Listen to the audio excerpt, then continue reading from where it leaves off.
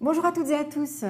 Un grand merci tout d'abord pour votre fidélité et votre motivation, pour votre participation donc, à toutes ces séquences du MOOC. Et la séquence du jour va nous permettre de parler des motifs de recours et des justifications du recours au contrat à durée déterminée.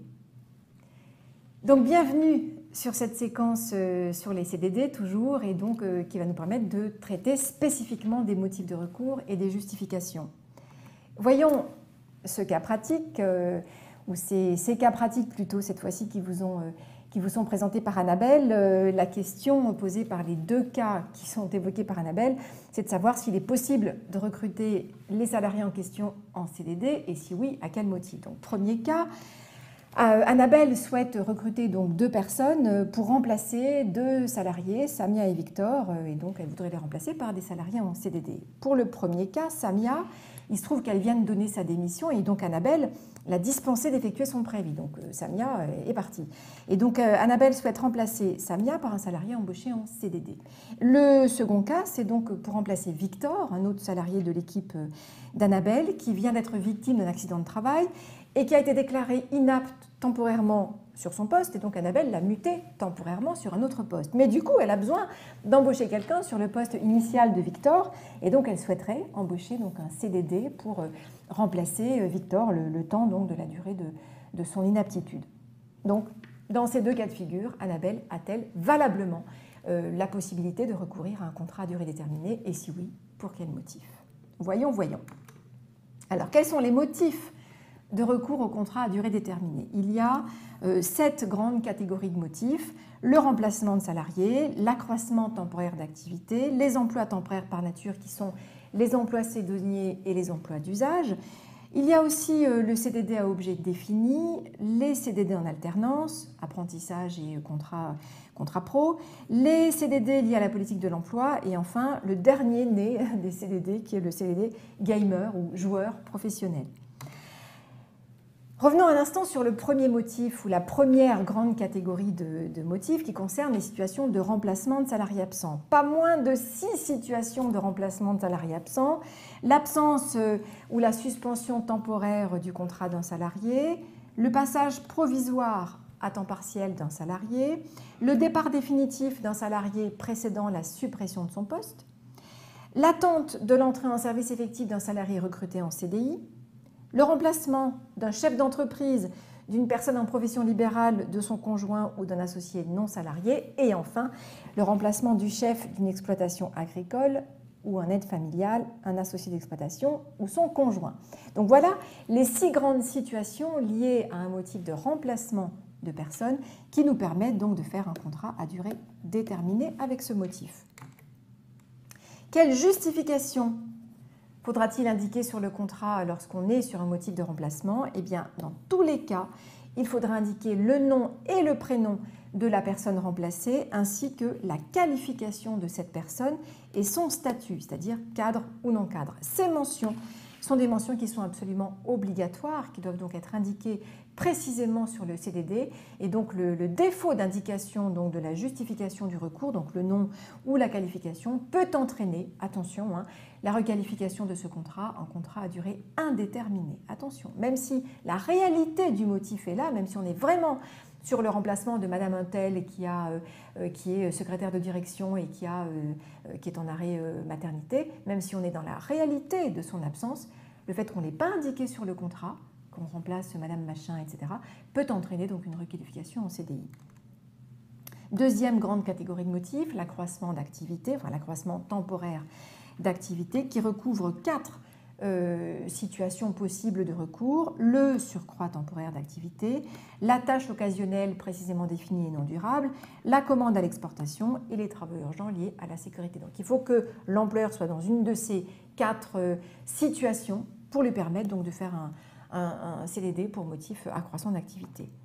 Alors on a également, 3e grande catégorie de motifs, les emplois temporaires par nature. Là, je vous le disais, on en a 3. On a les contrats saisonniers, les contrats pour lesquels il est d'usage constant de ne pas embaucher en CDI dans certains secteurs d'activité qui sont délimités par le Code du travail, et on a effectivement les contrats vendanges qui sont possibles pour une durée en principe maximale d'1 mois.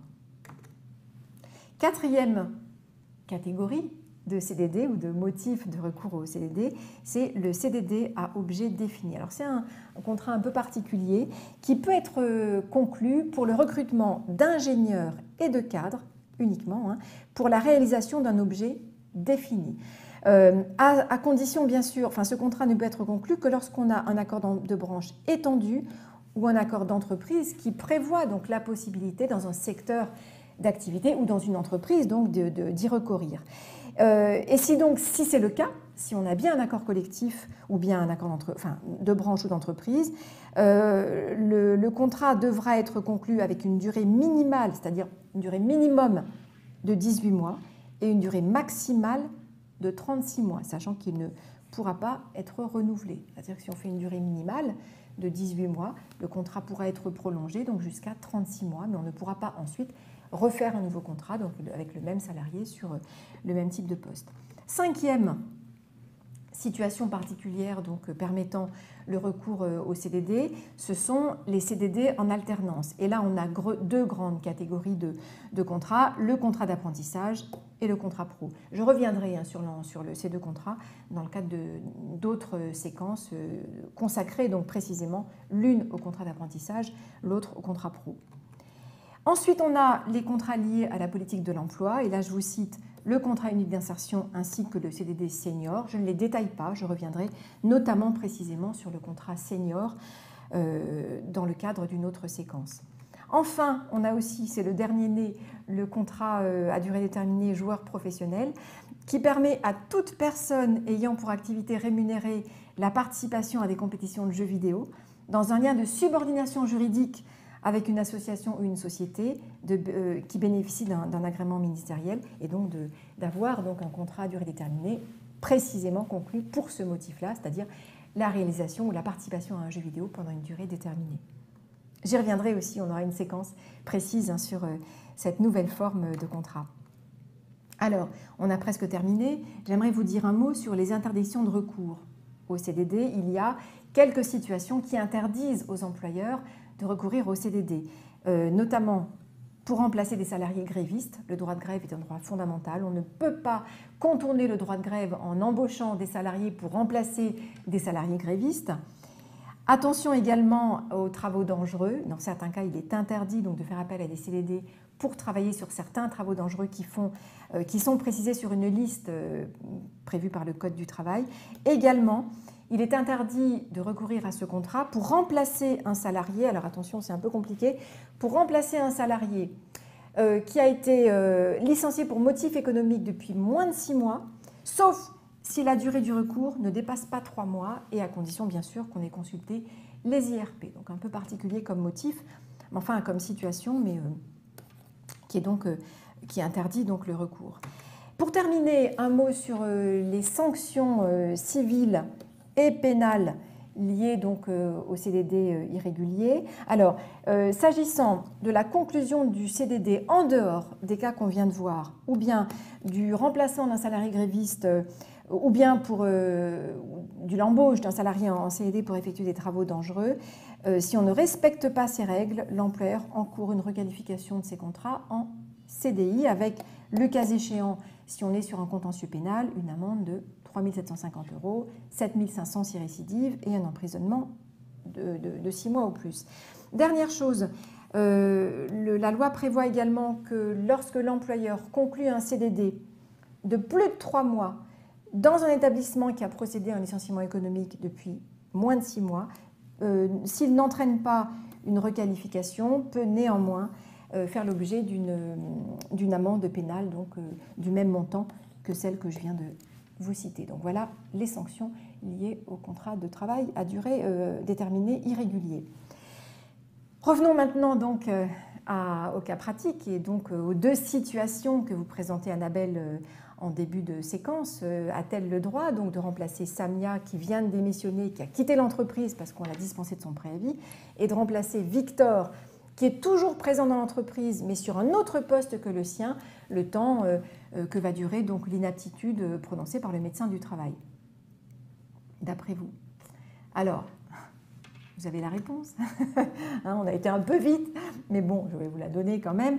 Dans le cas numéro 1, pour le cas de Samia, Annabelle veut remplacer Samia, qui est donc partie définitivement, donc on n'a pas de motif de recours. Samia n'est pas sur une absence temporaire, donc on n'a pas le droit de recruter un CDD pour remplacer quelqu'un qui finalement ne va pas revenir dans l'entreprise. Les seuls cas de remplacement autorisés concernent des remplacements donc, qui concernent des situations d'absence ou de suspension temporaire du contrat, ce qui n'est pas le cas s'agissant de Samia. Donc si Annabelle veut remplacer Samia, il n'y a qu'une seule possibilité, c'est l'embauche en CDI. S'agissant de Victor, au contraire, Victor c'est possible. Victor il est absent de son poste temporairement, le temps que va durer donc l'inaptitude prononcée par le médecin du travail. L'idée bien sûr c'est que Victor, quand il sera de nouveau apte sur son poste principal, c'est qu'il revienne sur ce poste-là. Donc là, effectivement, le recours est parfaitement possible. Et le motif sera bien remplacement de salarié absent et remplacement de Victor avec son nom de famille, sa qualification, donc le temps que durera cette inaptitude temporaire. Voilà pour Annabelle et ces deux cas de cette séquence. Voilà, j'espère que vous avez tout compris. C'est loin d'être simple, les motifs de recours pour les contrats à durée déterminée. En tout cas, accrochez-vous et puis rendez-vous sur une prochaine séquence, toujours sur les contrats à durée déterminée.